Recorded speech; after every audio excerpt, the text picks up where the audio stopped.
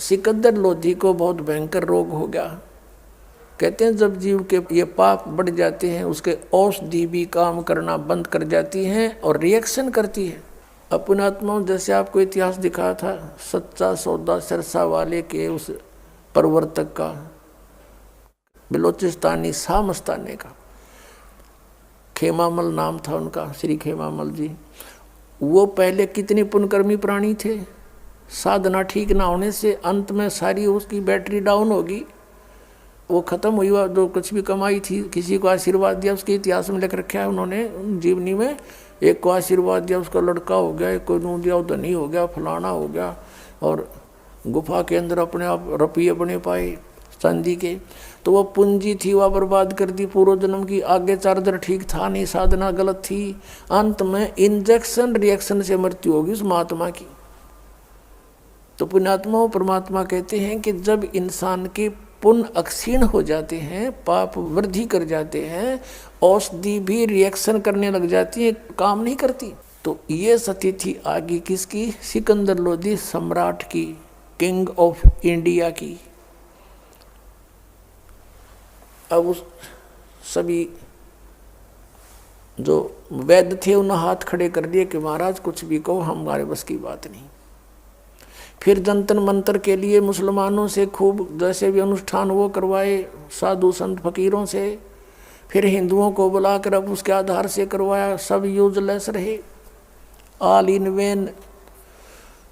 फिर किसी ने बताया कि काशी के अंदर एक महात्मा है और कबीर नाम है उसका, यदि वो रजा बख्श देंगे तो आप स्वस्थ हो सकते हो, क्योंकि ये आपके प्रारब्ध का कर्म है। ऋषि महर्षि संतों ने कह दिया कि महाराज राजन ये आपके प्रारब्ध में लिखा हुआ, इसको कोई चेंज नहीं कर सकता, ये तो भोगने से आपका समाप्त होगा।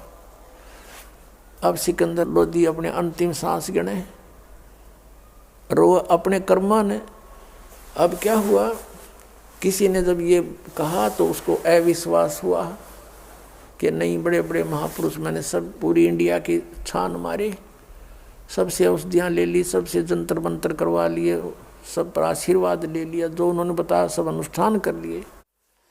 उस व्यक्ति ने बताया कि वहाँ जाने से आपको पता चलेगा, वहाँ बहुत से उदाहरण बताए कि ऐसे ऐसे एक ऐसे बीमारी थी, उसको ऐसे रोग था, वो मर गया था, वो जीवित किया। अब सिकंदर लोधी के अंतर्गत काशी का नरेश वीरदेव सिंह बघेल, वो परमात्मा कबीर जी का शिष्य हो चुका था, उनकी शक्ति और भक्ति से परिचित होकर के। तो सिकंदर लोधी ने वहाँ एक भेज दिया अपने दूत कि जाओ राजा नरेश से कह दो वीर सिंह से कि मैं आ रहा हूँ। अब राजा जो अपने छोटे राज्यों पर जाता था उसके अंतर्गत होते थे, पराधीन होते थे, वो वैसे भी चेकिंग के लिए भी जाता रहता था। तो वीरदेव सिंह बघेल ने, काशी के नरेश ने पूरा रेस्टोरेंट, उसका जो रेस्ट हाउस था पूरा सजा दिया। जो ही सिकंदर लोधी हाथी पर विराजमान थे, साथ में हजारों की संख्या में सैनिक थे, सबके खाने का व्यवस्था कर दी और सिकंदर लोधी के सामने मेज के ऊपर फल फ्रूट सब कुछ लगा दिए। अब सिकंदर लोधी बैठा बैठा देख रहा, कुछ खा नहीं सकता। वीर सिंह ने करबद्ध होकर कहा राजन अपने नाश्ता ग्रहण करो। तब कहा कि वीर सिंह मैं तेरी जो अतिथि सेवा से प्रसन्न हूँ, लेकिन मैं खा नहीं सकता। यूं कहकर आंखों में आंसू भर आए। तो वीरदेव सिंह बघेल ने पूछा क्या कारण है राजन, कि ऐसे ऐसे मुझे बहुत भयंकर रोग है, सब जगह औषधि करवा ली, सब संतों महात्माओं से मिल लिया, मैंने सुना है यहाँ कोई कबीर नामक महात्मा है, आप जानते हो? सुना है कि वो बहुत अच्छे पहुँचे हुए हैं। अब ये कहते ही वीरदेव सिंह बघेल की आंखों में आंसू आ गए। वो किस लिए आ गए कि ये मुसलमान अहंकारी राजा है और परमात्मा जो चाहे सो कर देंगे, वो तो समर्थ शक्ति है, और अभिमान युक्त व्यक्ति पर परमात्मा कभी रजा नहीं बख्शेंगे और ये यहाँ से भी हताश होकर जाएगा। ये कैसा दुर्भाग्य इसका। फिर भी उसने बताया कि जी बड़े महापुरुष हैं और राजन आप सही ठिकाने आ गए हो और यदि वो रजा बख्श देंगे तो आपके ये रोग नहीं रहेगा। यहाँ मेरे सामने बहुत सैकड़ों प्रमाण है ऐसे ऐसे।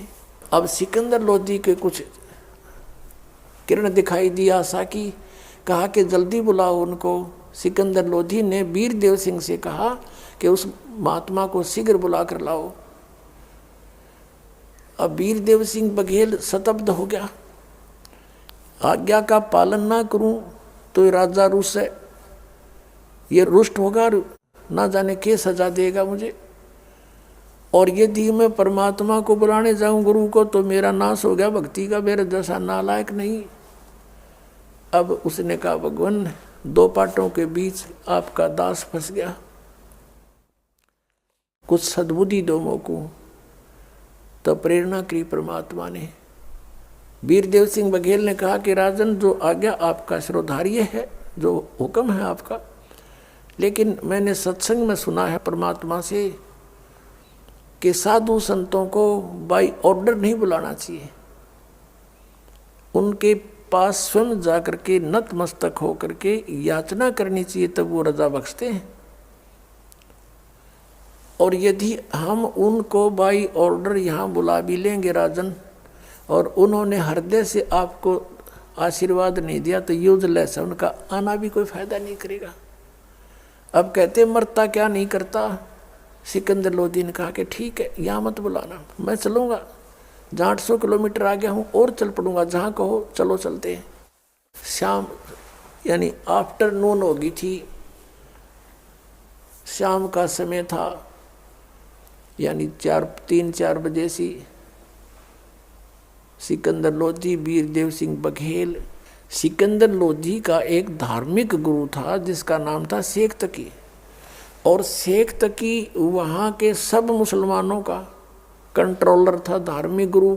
क्योंकि हम धार्मिक नेता से सदा जुड़े रहे हैं, राजा हमारे लिए सेकंड रहा है, इसलिए राजा लोगों की एक राजनीति होती थी, वो उसी को पकड़ देते थे, उस धर्म नेता को अपने साथ रखते थे और उसकी खूब सेवा पानी और खूब चमचागिरी करते, ताकि ये सब प्रजा को हमारे साथ रखेगा। वो भी साथ गया था। वहाँ से सिकंदर लोधी से कहा वीरदेव सिंह ने कि इस समय वो कबीर परमेश्वर जी अपने गुरु रामानंद जी ब्राह्मण पंडित रामानंद जी के आश्रम में आरती के लिए आते हैं, शाम को वहाँ चलते हैं, इसमें वहाँ मिलेंगे वो। तो सिकंदर लोधी ने कहा चलो चलते हैं। उधर से अपने पीर से कहा कि आओ पीर जी, शेख तकी जी। सिकंदर लोधी ने कहा क्या वो हमारे साथ? कहने लगा मैं नहीं जा करता इन काफिरों के आश्रमों में, वो तो हिंदू काफिर है, हम नहीं जाएंगे। अब वो तो रह गया वहीं पर रेस्ट हाउस में, शेख तकी, सिकंदर लोधी, वीरदेव सिंह बघेल, वो दोनों चले गए। सैनिक बाहर खड़े कर दिए कि तुम रहो यहीं पर। आश्रम के सामने गए तो वहाँ एक सेवादार खड़ा था। वीरदेव सिंह बघेल को मालूम था कि रामानंद जी भी अपने आश्रम में मुसलमानों को प्रवेश नहीं करने देते, क्योंकि कबीर परमेश्वर के मिलने के उपरांत उन्होंने इतना तो सुविधा दे दी थी कि पहले तो केवल ब्राह्मण के अतिरिक्त किसी को भी दीक्षा नहीं देते थे, उनसे सीधे मुँह बात नहीं करते थे। कबीर परमेश्वर ने उनकी वह सारी फड़क निकाल दी। फिर वो हिंदुओं की कोई जाति से भेद नहीं करते थे, लेकिन मुसलमानों से भेद फिर भी करते थे।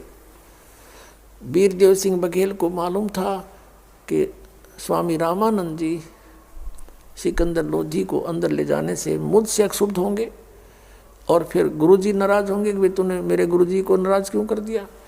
तो उसने एक तरीका अपनाया, उस पहरेदार से पूछ लिया कि भाई महाराज जी हैं अंदर? हाँ जी हैं। कौन? कि स्वामी रामानंद जी। कि हमने कबीर साहब जी से मिलना है। पहरेदार ने बताया कि वो आने ही वाले हैं और इस समय अवश्य यहाँ आते हैं, डेली आरती करते हैं गुरुजी के पास बैठकर। तो उन्होंने वीरदेव सिंह बघेल ने कहा कि आप जाइए और स्वामी रामानंद जी से आज्ञा लेकर आइए कि दिल्ली के बादशाह सिकंदर लोधी आए हैं और कुछ समय कबीर साहब के आने तक इंतजार करना चाहते हैं, आपके आश्रम में प्रवेश चाहते हैं। अब अंदर वो सेवादार गया कि महाराज जी ऐसे ऐसे एक सिकंदर लोधी दिल्ली के बादशाह आए हैं। रामानंद जी को पता था वो मुसलमान है, तो वहीं से गुस्से में कह रहे हैं ऊंची आवाज से कि इस आश्रम में इन काफरों के लिए जगह नहीं है, ये मांस मिट्टी खाते हैं, और कह दो बाहर इंतजार कर लेगा। अब वो सेवादार ने आकर बात कही, वो सुन ली, उनने भी बाहर सुने थी खूब नो की नो, सिकंदर लोधी को भी, वीरदेव सिंह बघेल को भी।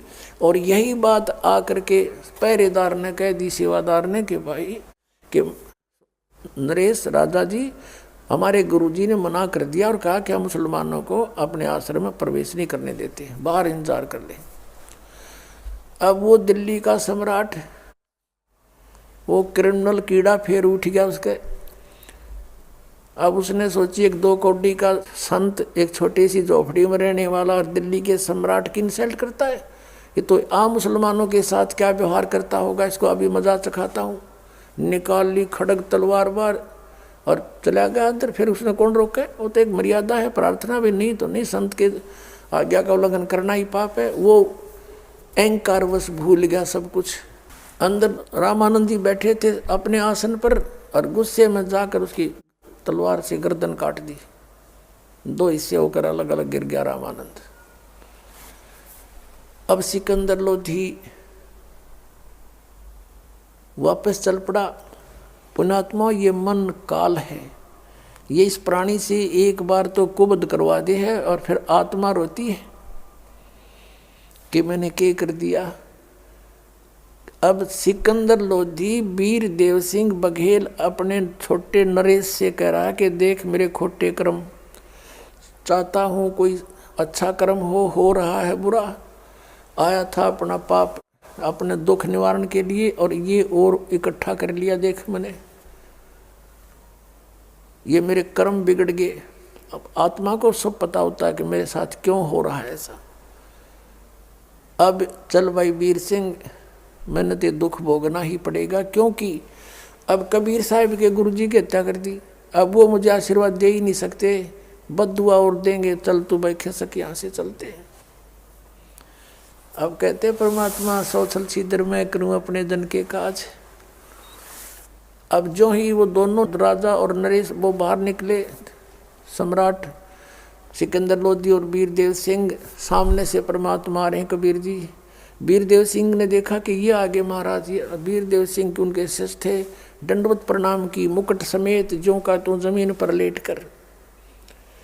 अब सिकंदर लोधी ने सोचा वो कोई चारा नहीं पहुंचा हुआ, संत बताओ कहीं बद्दुआ ना दे देते, नहीं भस्म कर दे। और तुरंत उसने भी दंडवत प्रणाम किया और उधर से वो अपराधी हो रहा था। अब जो ही दोनों ने दंडवत प्रणाम किया, परमात्मा ने उनके सिर पे हाथ रखा, आशीर्वाद देते हुए कहा कि हे नरेशो, इस गरीब के सामने आज कैसे पहुंचना हुआ, उठो, आप तो सम्राट हो, मैं गरीब व्यक्ति हूँ। ऐसा कहते हुए दोनों के सिर पे हाथ भी रख दिया। अब सिकंदर लोधी का जो रोग था वो नाश हो गया, खत्म, जैसे कभी था ही नहीं, छू मंत्र हो गया तुरंत। खड़ा नहीं हुआ सिकंदर लोधी, वीरदेव सिंह खड़ा हो गया और चरण पकड़कर रो रहा है बैठकर और कह रहा परवरदिगार मुझे क्षमा कर दो, अपराधी व्यक्ति हूँ मैं। क्योंकि भगवान परमात्मा के सामने, संत के सामने ये मन भाग जाता है, ये बड़ा नालायक है। आत्मा फिर आत्मा ही है, आत्मा रो रही है बैठकर, मुझे क्षमा कर दो महाराज, मुझे क्षमा कर दो, अपराधी हूँ। परमात्मा ने कहा बेटा माफ़ कर दिया, कि नहीं हो सकता मैं माफ़, क्षमा नहीं हो सकती, मेरी इतना अपराध है, मैंने ऐसी गलती की। रो रहा है और बता रहा है। परमात्मा ने कहा बोल बेटा, क्या दुख है तेरा, क्या गलती बन गई, सब माफ़ कर दूंगा, सब अक्षमा है मेरी ओर से कि मैंने ऐसे ऐसे जुल्म कर दिया।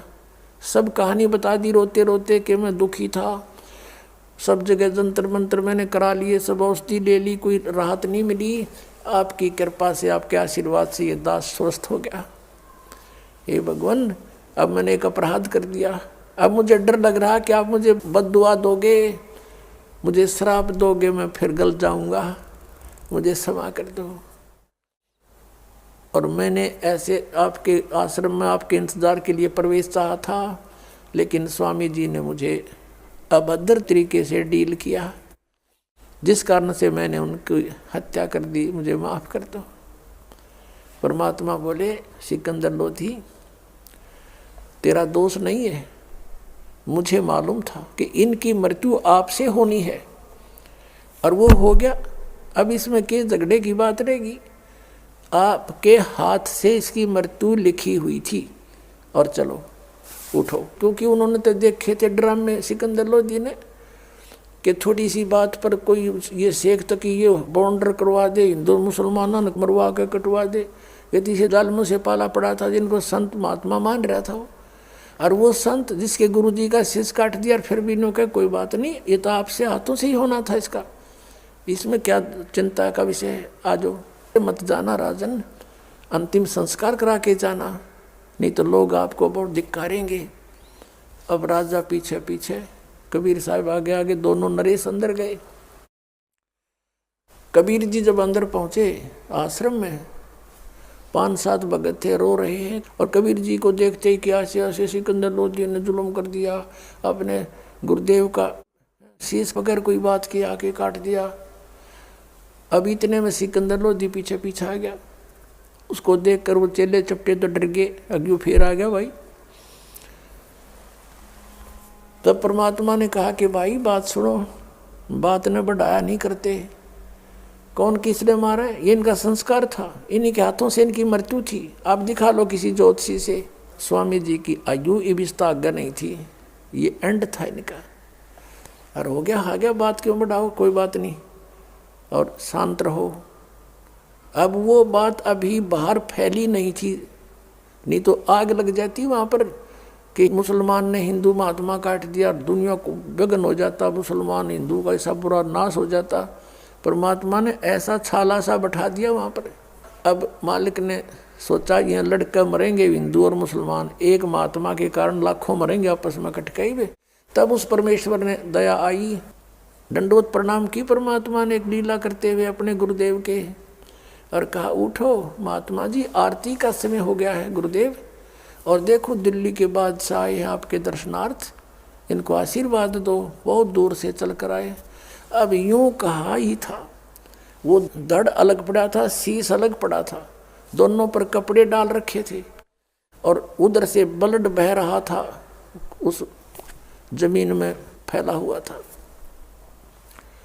अब वो शीश वहां से उठा और रामानंद की धड़ पर लगा, और रामानंद जी यूं बैठ गए। अब सामने फिर देखा सिकंदर लोधी के, उसके माथे पे फिर चौड़ी पड़ गई, क्योंकि स्वभाव जीव का। फिर इतने में कबीर साहब बोल पड़े कि महाराज प्रणाम हो। उन्हें देखा कि कुछ ये तो बात कुछ और है।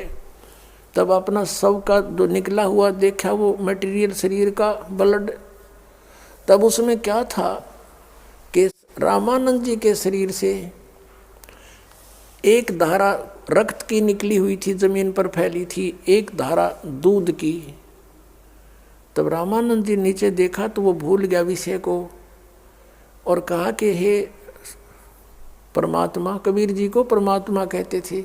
भले ही परमेश्वर कबीर जी ने उनको आदेश दे दिया था कि आप मुझे एज ए तो है ना पीपल ट्रीट करना, डिसिपल ट्रीट करना, मुझे शेष की तरह व्यवहार करना, नहीं तो बात बिगड़ जाएगी। कलयुग में आने वाले समय में लोग कहेंगे कबीर जी का कौन सा गुरु था, ये नकली गुरु, और फिर बर्बाद कर देंगे भक्तों को।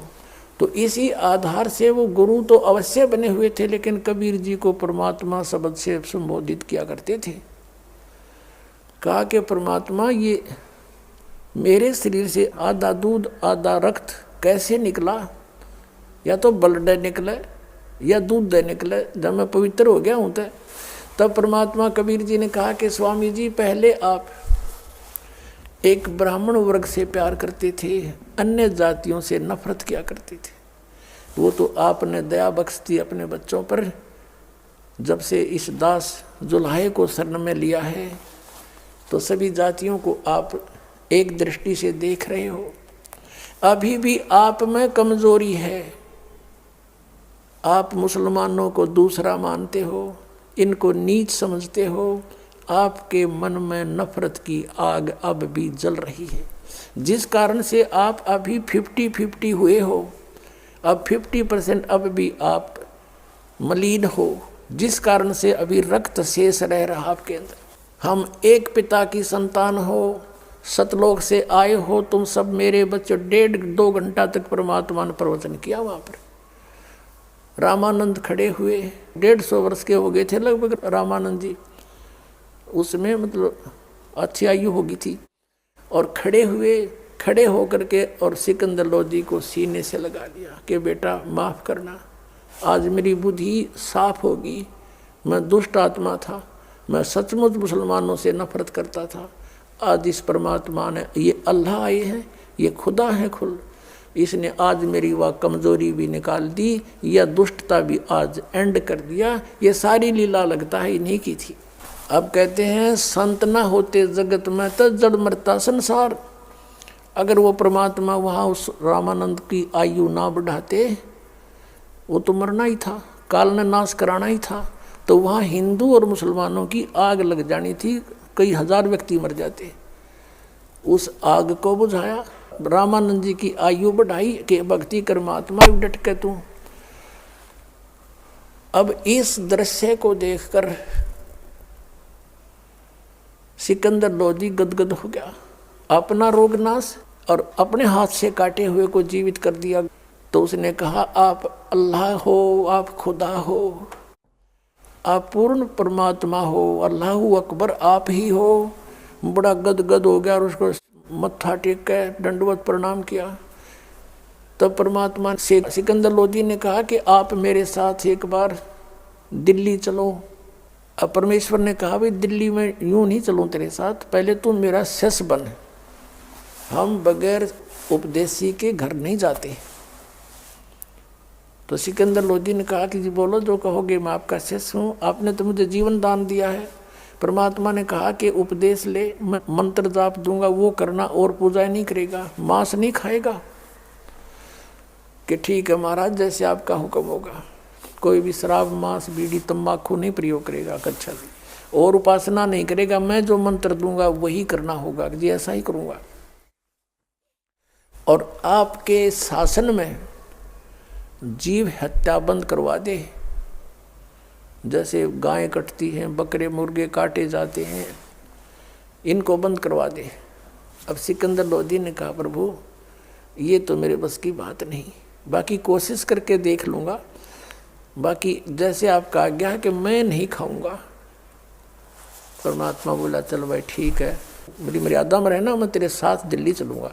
सिकंदर लोधी ने ये सोचा था, इतना निर्मल वचन बोलते हैं ये, वहाँ हिंदू और मुसलमानों के रोज़ झगड़े रहते हैं, और महात्मा को ले जाऊंगा, इनका सत्संग करवाऊंगा और इनके वचनों से सब एक हो जाएंगे, आपसी दंगे मिटेंगे। ये सोचकर उन्होंने उनको दिल्ली आने का निमंत्रण किया और मेरे साथ चलो भगवान। परमात्मा ने स्वीकार किया। क्या चलेंगे, क्यों वहाँ भी कई काटे ही काटने थे। अब सिकंदर लोधी वापस आ गए वीरदेव सिंह के रेस्ट हाउस में, जहाँ पर राजा लोगों के लिए अलग से बनाया होता था एक स्थान। तो वहां जाकर के अपने पीर से कहा, शेख तकी से कहा था, इस खुशी में क्यों राजी होगा, बड़ा खुश हो गया कि अब तेरे राजा का दुख दूर हो गया। उसने जाके बताया कि पूर्ण संत आए हुए हैं, अल्लाह का रूप आए हैं, पूर्ण खुदा उतरे हुए हैं, और बताया कि मेरे जलन का रोग उनके आशीर्वाद से ठीक हो गया पीर जी। और मैंने ऐसे ऐसे उन्होंने अपशब्द बोल दिए थे मुसलमानों के बारे में, रामानंद जी ने, मैंने उनकी गर्दन काट दी थी और कबीर जी ने वो भी जीवित कर दी। ये तो अल्लाह आए हुए हैं। अब उस शेख तकी का तो आग लगी तन मन में। उसने सोचा कि अब ये सिकंदर लोधी कबीर जी को सिर पे रखेगा और तेरी यहाँ वैल्यू नहीं रहेगी। और 2 फकीर और 2 वजीर हमेशा ईर्ष्या में ही जला करते हैं। अब उसने सोचा कि तेरी वैल्यू कम होगी और राजा तो इब उसको सिर पे रखेगा।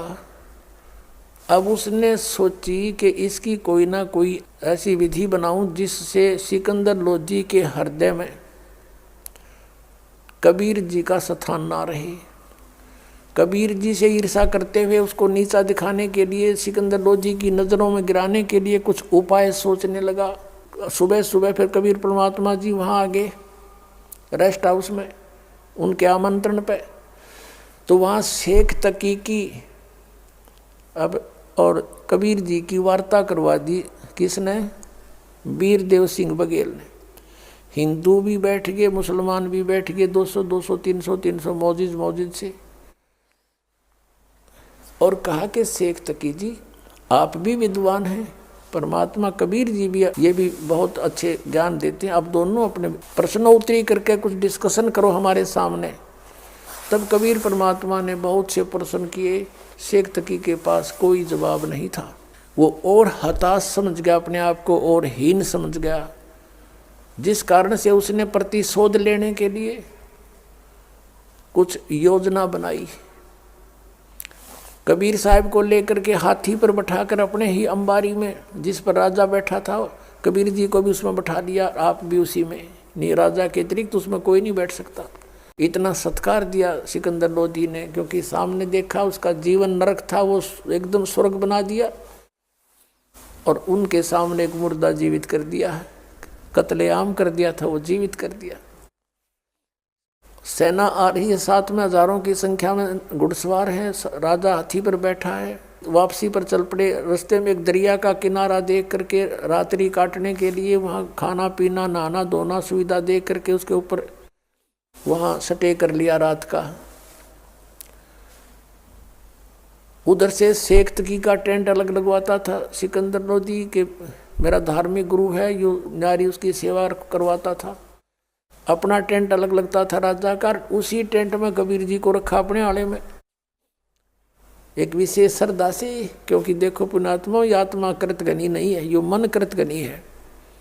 इतना सुख दे दिया उस आदमी को, सिर पर धरे, नहीं तो और के धरे फिर इंसान, उसके अपने साथ रखे। तो सुबह सुबह प्रणाम करने गया सिकंदर लोधी किसको? शेख तकी, अपने धार्मिक गुरु को। शेख तकी ने मुंह फेर लिया, मरोड़ी खा गया। अब जान गया कि जब ऐसे नखरे करता कुछ ना कुछ इसने बुराई सूझ रही है, ये कोई न कोई पंगा पावेगा तेरे जी ने। उसने पूछा महाराज क्या बात होगी, मुझसे कोई गलती बन गई? सिकंदर लोधी ने कहा शेख तकी से। वो कहता है कि मेरी क्या आवश्यकता है तुझे? शेख तकी बोला तुझे तो मिल गया ना गुरु, अब बना ले उसी को। तू उसको अल्लाह कहता है, तू उसको खुदा कहता है, ठीक है, मैं जाता हूँ मुसलमानों को बताऊंगा कि ये अल्लाह बताता है। हजरत मोहम्मद तो कहते हैं अल्लाह निराकार है, वो कभी मनुष्य शरीर में आता ही नहीं, उसको खुदा कहता है। अब चल देखते हैं वहाँ क्या होता है। अब सिकंदर लोधी समझ गया यू नाश करावेगा, जाते आग लगाओगा, सब मुसलमान मेरे विरोधी हो जाएंगे, मेरा राज जाओगा। वापस आ गया बहुत एकदम मायूस सा होकर के। कहाँ तो खुशी थी, चेहरा खिला हुआ था, फिर एकदम टेंशन में। अब कबीर परमेश्वर ने पूछा, वो तो अंतर्यामी थे, सारी जाने थे के ड्रामा होगा इसके जी ने। परमात्मा कबीर जी ने पूछा राजन कोई राजकाज की कोई बुरी खबर सुन ली क्या? कुछ आपका चेहरा उतरा हुआ है। अब वो कहने लगे, सिकंदर लोधी ने कहा भगवान आप कह रहते इस दास का क्या बिगड़ सकता है, लेकिन ये मन कुछ ऐसा ही सोच लेता है, ये मेरा धार्मिक पीर है ना, यो मेरे सर का दर्द है। फिर वो शेख तकी ने क्या कहा कि यदि तू इसको अल्लाह मानता है तो हमारे हजरत मोहम्मद जी ने मरी हुई गऊ को जीवित कर दिया था और एक बकरे को जीवित कर दिया था ऐसे सिद्धि से मार कर। अगर तू मानता है ये अल्लाह है कबीर, तो मेरे सामने जीवित करवा के देखा किसी मुर्दे को, तब मैं तेरी गवाही दूंगा कि सचमुच ये अल्लाह आया हुआ है। क्योंकि मैं तेरे साथ वहाँ नहीं गया था रामानंद के आश्रम में, मुझे क्या पता वो जीवित हुआ है कि नहीं हुआ है। ये कंडीशन रखती थी। तो सिकंदर लोधी बताने लगे कबीर परमेश्वर जी से कि भगवान ये मेरे सिर का दर्द है, ये पीर है, और अब इसने ऐसे ऐसे कंडीशन रख दिया कि मेरे सामने कोई मुर्दा जीवित करे कबीर साहब तो मैं मानूं, और नहीं तो जाकर मुसलमानों को कह दूंगा कि राजा काफिर हो गया, हिंदू को गुरु बना लिया। और भगवान ये जाते करेगा इस काम को, और सभी मेरे विरोधी हो जाएंगे और मेरा राज खत्म होगा। पुण्यात्माओं, ये वो समर्थ परमात्मा है, जब आप इसकी शरण में आओगे जब पता लगेगा। ये टेंशन नहीं रहने देता, अपने भगत की बहुत जल्दी दूर करता है। तभी परमेश्वर ने कहा कि आप चिंता मत करो और कहो शेख तकी को कोई मुर्दा खोज लावे। अब सिकंदर लोधी जी को तो पता था कि तो परमात्मा ही कर देंगे काम। गया जल्दी से कि हे शेख तकी, वो कह रहे हैं कबीर जी कि आप कोई मुर्दा लाओ खोज कर आपके सामने, अभी करते हैं। तो शेख तकी कहता मैं कहाँ से लाऊं मुर्दा, कभी होगा जब देखेंगे, अभी थोड़ा ही है। अब सिकंदर लोधी फिर टेंशन में, अगर न्यू का न्यू यूं वहाँ पहुँच गया तो जाते आग लगा देगा। इतने में क्या हुआ, सभी कोई नहा रहा था, कोई धो रहा था, कोई घूम रहे थे। राजा लोग नहा धोकर बाहर निकले तो बाहर क्या देखते हैं कि एक 13 वर्ष की आयु का लड़का, और उसको उनके कबीले वालों ने अंतिम संस्कार करके जल प्रवाह कर दिया था। जैसे 4 प्रकार से दाग होते हैं, अंतिम संस्कार 4 प्रकार से करते हैं। हिंदू सभा करते हैं, अंतिम संस्कार लकड़ियों में जला देते हैं मुर्दे को, और मुसलमान जमीन में गाड़ देते हैं कब्र में। और कुछ ऐसे कबीले हैं जो आकाश में एक स्थान बना देते हैं, जैसे ऊंचा सा एक टावर सा बना के, और उसके ऊपर उस मुर्दे को वहाँ रख देते हैं तो उस पक्षी खा लेते हैं। उनका यही मानना है कि पक्षी इस मांस को खाएंगे, दुआ देंगे, और हड्डी जब रह जाती सूख जाती उनको मिट्टी में या जल प्रवाह कर देते हैं। और कुछ ऐसा करते हैं कबीले के उस शव को जल प्रवाह कर देते हैं अच्छे तरीके से, नीचे एक फ्लोटिंग सा बना करके घास फूस का बेड़ा सा, और उसके ऊपर लटा करके दीपक जलाकर घी का, और कपड़ा उड़ा करके, कपड़े सारे पहना करके और जल प्रवाह कर देते हैं कि मछलियाँ जीव जंतु जल के इनको खाएंगे, इसके मांस को दुआ देंगे। ऐसे दरिया में बहा दिया था। वो शाम का बहा हुआ बच्चा चलता चलता सुबह सुबह वहाँ पहुँच गया जहाँ वो समस्या खड़ी थी, ये खेल मालिक के। तभी कहा किसी ने कि वो आ गया मुर्दा, वो आ गया मुर्दा, जल में आ जाता है ऐसे। तो एकदम सब बाहर निकले, शेख तकी भी आ गया, कबीर साहब भी खड़े हो गए, हजारों की संख्या में सैनिक जो साथ थे बॉडीगार्ड वो भी आगे काम छोड़ छोड़ के कुछ सेवा कर रहे थे, घोड़े गार्डन पानी प्याओ थे, वापस आ गए, वहाँ खड़े हो गए, इकट्ठे हो गए।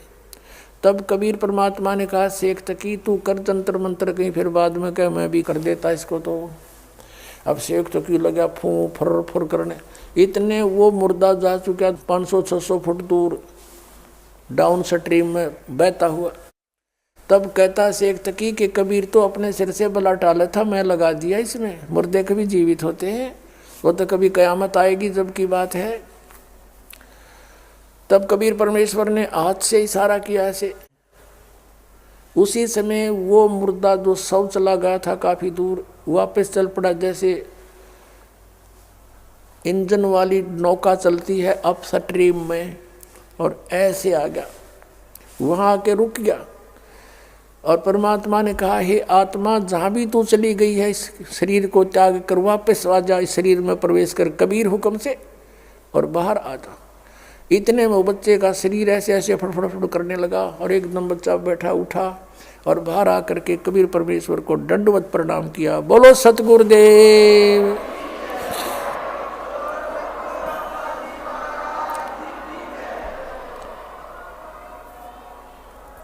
अब सभी उपस्थित जनों ने क्या कहा, कमाल कर दिया, कमाल कर दिया, कबीर जी ने कमाल कर दिया। उस 12-13 वर्ष के बच्चे का नाम परमेश्वर ने कमाल रख लिया, और उसके कोई ठिकाना कोई जाना नहीं था, और उसको अपने बच्चे के रूप में अपने साथ रख लिया। अब वहाँ से चलकर आगे शेख तकी की तो माँ मर गई, उसने सोचा चाव था नीचा दिखाना, इसका तो और आदर बढ़ गया।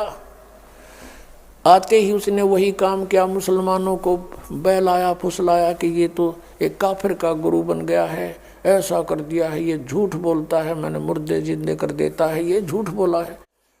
अब इसकी परीक्षा लेंगे कबीर की, मुसलमानों बोलो तुम्हारी क्या राय है। सब खड़े हो गए, हाँ जैसे तू कहेगा शेख तकी हम तेरे साथ हैं। कि इसकी परीक्षा लेंगे, सरसों के तेल को उबाल कर इसके अंदर इसको डालेंगे, भगवान होगा तो बच जाएगा और काफिर है तो मर जाएगा। सब ने कहा ठीक है ठीक है। हजारों की संख्या में सिकंदर लोधी के रेजिडेंस पर आ गए और देखा वहाँ पहरेदारों ने आके कहा कि राजन, हजारों की संख्या में जनता आई है, पता नहीं क्या डिमांड है। सिकंदर लोधी ने कहा कि बुलाओ, दो चारों को अंदर बुला लो। शेख तकी सब तो आ गए और 10-15 और साथ में दो मौजिज व्यक्ति थे, इम्पोर्टेंट से VIP, सब अंदर चले गए। सिकंदर ने पूछा क्या समस्या है आपकी, कि आपके साथ एक काफिर रह रहा है, आप उसको अल्लाह का अवतार मानते हो, हम उसकी परीक्षा लेंगे, उबलते हुए तेल के कढ़ाई में उसको डालेंगे, अगर वो जीवित रहा तो मान लेंगे ये अल्लाह है। शेख तकी ने सोचा था ये मर जाएगा कटे टंटा, सदा का सुख होगा तुझे, और राक्षस वृत्ति में था वो व्यक्ति। अब सिकंदर लोधी फिर समस्या में आ गया, कहने लगा तुम बैठो। कबीर साहब को अपने ही मकान में रखा हुआ था, अलग से कमरे में अच्छे आदर से, वहाँ गए, अपनी समस्या बताई कि प्रभु इसने एक बखेड़ा और शुरू कर दिया और मैं कैसे अपने मालिक को उबलते तेल की कढ़ाई में डाल सकता हूँ, एक तरफ मेरी रोजी रोटी, एक तरफ आप हो। तब उस परमात्मा ने कहा कि उनको कह दे भाई, इन्होंने तो मुझे मारना है, मार लेंगे, इनको कह दे बेटा चिंता ना करें और करो अपना काम, कोई बात नहीं, उबालो एक कढ़ाई, मंगा लो तेल। अब सिकंदर लोधी को विश्वास था कि कुछ नहीं होगा इनके, क्योंकि उनको एक दो ऐसी चमत्कार देख लिए थे। फिर भी मन सोच रहा था कि बने तकी गलत, जय गुरु जी मर गए थे, लेकिन मजबूर था, पब्लिक के सामने राजा के कोई पैर नहीं होते। तो उसी समय वो शेख तकी से कहा कि आप कर लो जी, जैसे करना है। हाँ भर ली, उन्होंने कहा हामी दे दी, यस कर दिया कबीर जी ने, ले लो परीक्षा। अब क्या करा, शेख तकी ने अपने कहा कि तुम बड़ी सी कढ़ाई लाओ और नीचे बड़ा चूल्हा बनाओ और लकड़ कती मोटे मोटे घेर को उबाल दो तेल। ऐसा उबाल दिया जैसे चाय उबला करे, तेल सरसों का। और कबीर जी से कहा कि लाओ पकड़ के। और उस दृश्य को देखने के लिए कई हजारों की संख्या में नागरिक आगे। अगले दिन का समय रख दिया था। अब क्या डालो पकड़ के कबीर जी को। शेख तकी कहता है, परमात्मा कहते हैं यह सेवा मैं आप पर कर लूँगा अपनी, तुम मत करो। वहाँ से चलकर परमात्मा और कढ़ाई में प्रवेश करके बैठ गए। कढ़ाई के अंदर इतने हैं, शीश गर्दन से ऊपर ऊपर बाहर हैं और आराम से बैठे यूँ। अब शेख तकी ने तने सोचा था कढ़ाई में पड़े इनका काम बना, तेरे जी सा आ जाएगा, आनंद होगा। अब वो देख रहा है कि इसका कुछ नहीं हो रहा है, तो आराम से बैठा है। तो क्या कहता है कि राजन ये जादू जंतर जानता है, इसने तेल की तासीर ठंडी कर रखी है, गर्म नहीं है, वैसे उबलता नजर आ रहा है। अब सिकंदर लोधी ने सोचा कि ला चेक करता हूँ। उंगली डालने की चेष्टा करने लगा तो परमात्मा बोले कि राजन इस मूर्ख के कहे इसमें हाथ मत दे दिए, इसकी कोई फारेनहाइट का बिना बेरा कितनी डिग्री तो बाल रखे हैं कसाईयों ने, उंगली नहीं रहेगी तेरी, इसमें डालना मत। लेकिन सिकंदर लोधी ने सोचा गुरुजी नहीं जले, तेरी एक उंगली का के बिजली पड़ेगी।